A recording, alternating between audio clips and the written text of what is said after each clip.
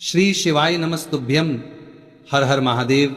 माता बहनों, जैसा कि आप सभी लोग जानते हैं 18 नवंबर 2025 यानी मंगलवार को पड़ रही है मार्गशीर्ष महीने की मासिक शिवरात्रि।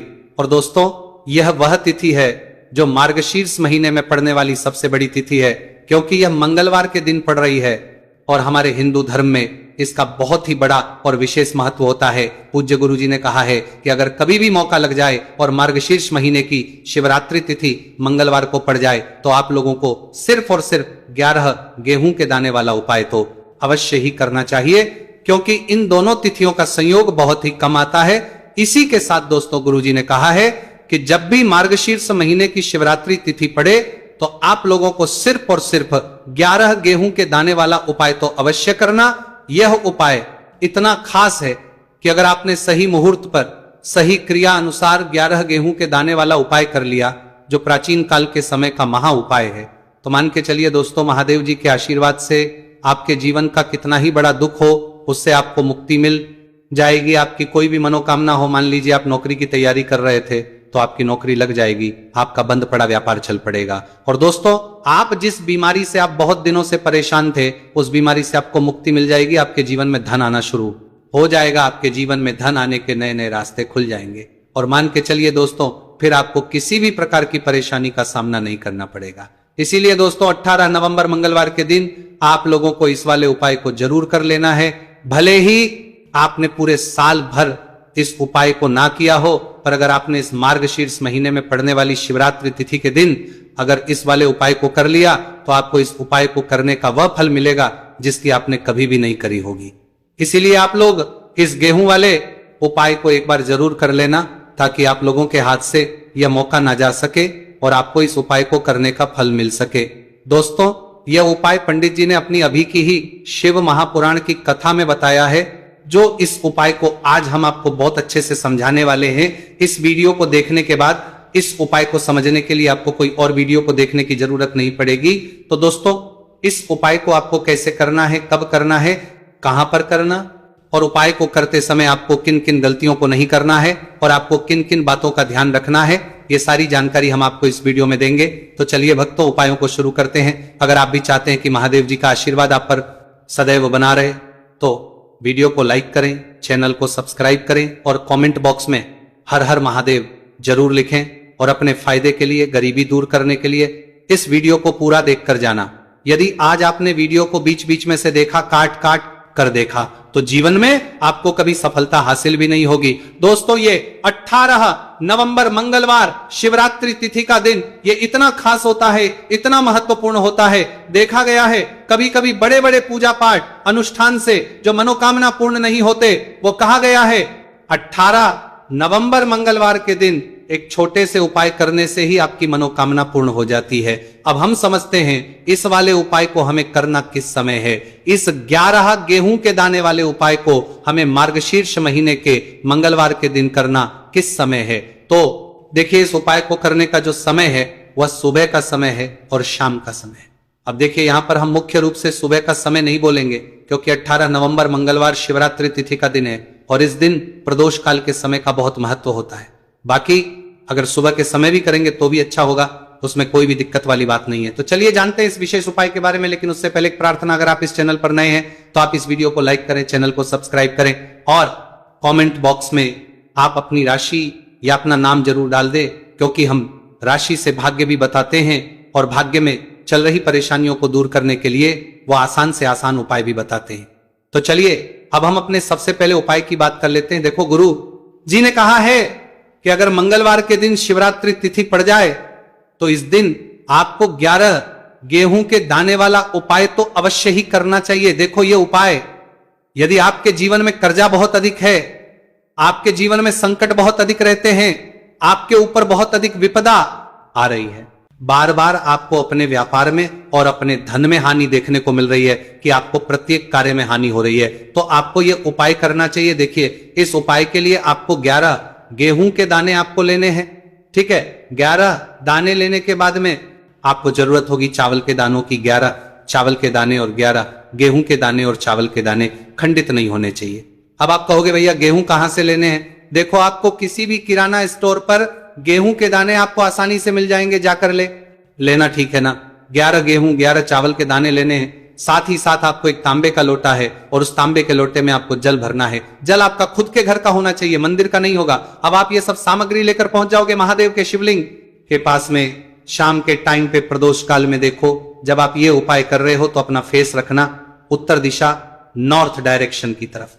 अब यहां पर जो मैं आपको क्रम बताने जा रहा हूं ना, उस मेरे क्रम को बहुत ध्यान से सुनिए। महादेव को अगर कोई सबसे प्रिय है ना, तो उनकी सबसे छोटी पुत्री जिनका नाम है माता अशोक सुंदरी, जो आपके पास में चावल 11 दाने हैं ना, उन चावल के 11 दानों को माता अशोक सुंदरी के स्थान पर आपको अपना नाम और गोत्र बोलते हुए समर्पित कर देने हैं, है ना। और चावल के दानों को रखने के बाद में जो आपके पास में तांबे का लोटा है ना, उस तांबे के लोटे को कहीं पे भी हम जल नहीं चढ़ेंगे। सिर्फ और सिर्फ माता पार्वती का जो हस्तकमल आपको दिख रहा है, यहीं पे गोल गोल आपको समर्पित करना है उसी जल को, और कहीं नहीं। ना तो माता अशोक सुंदरी के स्थान पर, ना तो शिवलिंग के ऊपर, सिर्फ आपको यहां पे गोल गोल जलाधारी पर आपको उस जल को समर्पित करना है। अब आपके पास में बचे हुए हैं 11 गेहूं के दाने और बचे हैं। उन्हीं 11 गेहूं के दाने को आपको अपनी मनोकामना, अपने विशेष कहते हुए महादेव के शिवलिंग के ऊपर अगर आप शिवरात्रि तिथि के दिन प्रदोष काल में समर्पित कर देते हैं, तो आपकी जो भी मनोकामनाएं होंगी, जो भी विश होंगी, महादेव पूरी जरूर करते हैं। अन्न को समर्पण करने से, उस खासकर गेहूं को समर्पण करने से हमारी इच्छाएं पूरी होती हैं। और अगर वह दिन मंगलवार शिवरात्रि तिथि का दिन हो, तब तो इससे सुंदर संयोग कुछ भी नहीं हो सकता। आपकी इच्छाओं को पूरा करने के लिए स्पेशल बहुत प्यारा सा उपाय आप सभी को जरूर करना है। ध्यान में रखिएगा, यह उपाय प्रदोष काल में करना है। देखो, गुरुजी ने कहा है भगवान शिव के शिवलिंग पर 33 कोटि देवी देवताओं का वास होता है। अगर हम शिवलिंग के सामने कुछ भी उपाय करते हैं तो हमारे सभी देवी देवता हमसे खुश हो जाते हैं। यह उपाय आपको अवश्य करना है। देखो, सुबह के टाइम नहीं कर सकते, ठीक है। अब बात करते हैं अगले उपाय की। देखो, उपाय को हर एक सदस्य भी कर सकता है और पूरे घर परिवार के सदस्य के लिए घर की बड़ी माताओं बहनों में से कोई एक माता बहन भी कर सकती है। माताएं बहनें अगर घर में उपस्थित ना हो या वह यह वाला ना कर पा रही हो, तो फिर घर का कोई सदस्य भी इस 7 चने की दाल वाला उपाय को कर सकता है। चाहे फिर वह पुरुष ही क्यों ना हो, उसमें कोई भी दिक्कत वाली बात नहीं है। 7 चने की दाल वाला उपाय हो। आखिर इस उपाय को हमें किस समय करना है? सुबह के समय करना है कि शाम के समय करना है? तो देखो, इस वाले उपाय को आप लोग सुबह के समय भी कर सकते हो और शाम के समय प्रदोष काल में भी कर सकते हो। अब अगर आप पूछो सबसे उत्तम समय कौन सा रहेगा इस 7 चने की दाल उपाय को करने का, तो हम आपसे बस यही कहेंगे कि इस उपाय को आप सुबह के समय करेंगे तो ज्यादा बेहतर होगा। बाकी अगर प्रदोष काल शाम के समय भी करेंगे तो भी अच्छा होगा, उसमें कोई भी दिक्कत वाली बात नहीं है। तो अब दोस्तों, जो अगली सबसे बड़ी और महत्वपूर्ण बात आती है वह आती है कि सुबह अगर हम उपाय को करेंगे तो हमें कितने बजे से लेकर कितने बजे तक के बीच में करना है, और शाम के समय प्रदोष काल में करेंगे तो हमें कितने बजे से लेकर कितने बजे के बीच में करना है। तो देखो, सुबह जितनी जल्दी हो सके आप उपाय को करने की कोशिश करना। बाकी अगर किसी कारणवश लेट भी हो जाओ, थोड़ी देर भी हो जाए, तो 10 या 12 बजे तक भी आप उपाय कर लेना, पर 12 बजे से ज्यादा देरी ना हो, ठीक है। इस बात का ध्यान रखना। उसके बाद में दोस्तों, अगर शाम के समय प्रदोष काल की बात करें, प्रदोष काल का जो समय है होता है वह शाम के 6 बजे से शुरू हो जाता है। मतलब शाम के 6 बजे से लेकर 7 बजे के बीच का जो समय होता है, यह समय प्रदोष काल का समय होता है। उपाय को 7 या 8 बजे के बीच में भी कर सकते हो। मतलब शाम के 6 बजे से रात 8 बजे के बीच में आप कभी भी इस वाले उपाय को कर सकते हो, उसमें कोई भी दिक्कत वाली बात नहीं है। देखो, हम सभी जानते हैं कि अभी मार्गशीर्ष मास का पवित्र महीना चल रहा है और मार्गशीर्ष मास के पवित्र महीने की शिवरात्रि मंगलवार के दिन पड़ने वाली है। यह शिवरात्रि है जो कि 18 नवंबर के दिन पड़ने वाली है। तो इसीलिए 18 नवंबर को मंगलवार के शिवरात्रि के दिन करने वाले 3 माह उपाय के बारे में हम आपको बताने वाले हैं। ये तीनों उपाय आप मंगलवार की शिवरात्रि के दिन कर सकते हैं। बहुत ही प्यार से उपाय होने वाले हैं। तो 3 माह उपाय के बारे में हम बात करते हैं। तो बिल्कुल एक एक करके हम सारे उपाय को समझेंगे। जैसा कि हमने आपको बताया कि 7 चने की दाल वाला ये उपाय है। इस उपाय को आपको करना है शिवरात्रि के दिन। क्या क्या सामग्री लेनी है, पहले ये समझ लो। 7 चने की दाल, ठीक है। चने की दाल खंडित नहीं होनी चाहिए और 7 चने की दाल जो भी व्यक्ति भगवान शिव के ऊपर मंगलवार शिवरात्रि के दिन अर्पित करता है तो वह स्वर्ण ही भगवान शिव को अर्पित करता है। अगर वह स्वर्ण भगवान शिव के ऊपर अर्पित नहीं कर सकता, चने की दाल अगर अर्पित करते हैं तो आपके जीवन का भाग्य जो है वह उदय हो जाता है। यानी कि पूज्य गुरुदेव ने बिल्कुल से कहा है कि अगर आप चने की दाल अर्पित करते हैं ना तो आपके भाग्य का उदय होता है, किस्मत चमक जाती है। तो देखो क्या करना है, बहुत ध्यान से समझना। तांबे के पत्र के अंदर जल लेना है, ठीक है। साथ में एक स्टील की कटोरी के अंदर थोड़ा सा डालना, थोड़ा सा गुड़ डाल देना, ठीक है। गुड़ डालना है, ठीक है। गुड़ गुड़ वाला पानी बना लेना है साथ में लेना है आपको 7 चने की दाल। ये तीनों चीज लेकर के आपको जाना है भगवान शिव के मंदिर में। देखो मंगलवार शिवरात्रि के दिन सुबह से लेकर के शाम तक आपकी इच्छा हो तब आप भी उपाय कर सकते हैं।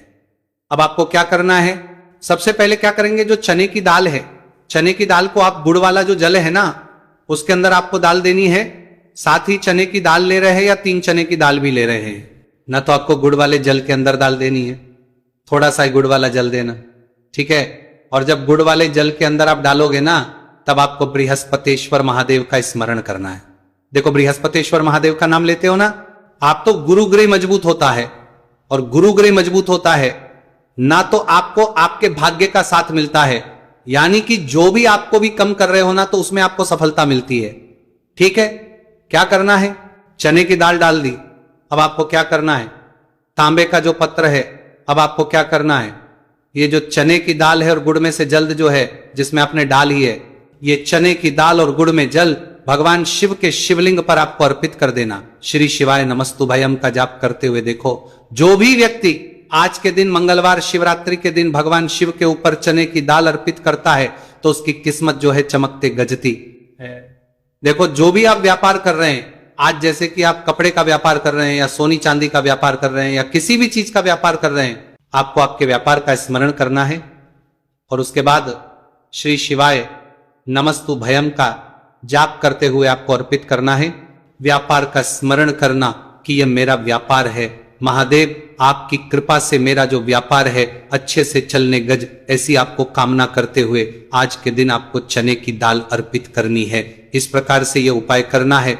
जो 1 लोटा जल लेकर के आए हो ना वो देखो उसमें क्या करना है आपको, सबसे पहले गणजी वाले स्थान पर, फिर कार्तिकेय जी वाले स्थान पर, फिर माता अशोक सुंदरी वाले स्थान पर, फिर पार्वती माता के हस्त, फिर भगवान शिव के शिवलिंग के ऊपर आपको अर्पित कर देना है। बस इतना सा उपाय करना है।